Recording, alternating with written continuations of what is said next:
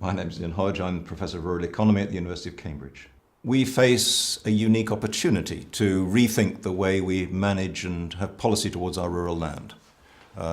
We can move away from the Common Agricultural Policy and start again, and it's if you like, a bigger break from the pasts that we've had since, 1947.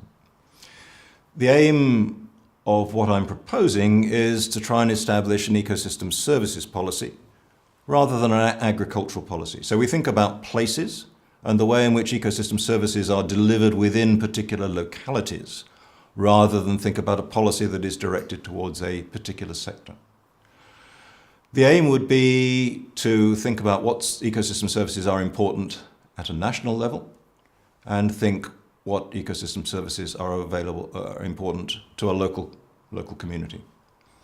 And we would run procurement schemes. So we'd use the funding that in the past we've used for agricultural policy to procure ecosystem services. So we'd have a national procurement scheme which would operate at a national scale, and it would have national targets that would meet international commitments, that would meet national goals for climate change and so on.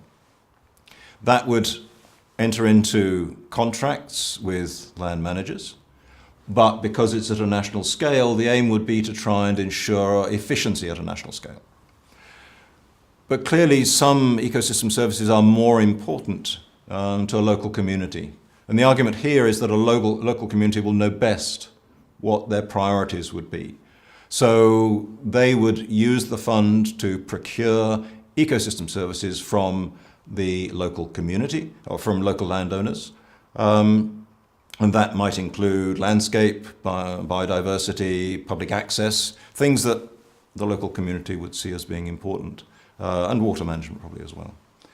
So we'd have these two levels, and a procurement scheme then is aiming to try and to achieve the outcomes at minimum cost. So as a procurement scheme, then we don't really need to know what is the value of the ecosystem service. What we need to know is what are we trying to achieve, and how can we get that at minimum cost? So one could imagine individual landowners making decisions about what ecosystem services they can provide from their property. And the aim would be that the integration between the delivery of different ecosystem services is going on the ground. That the landowners themselves know best about what is possible at the local level on their own property, what it costs, and that they can make judgments about delivering these ecosystem services or the packages, the combinations of ecosystem services on the ground at the local level.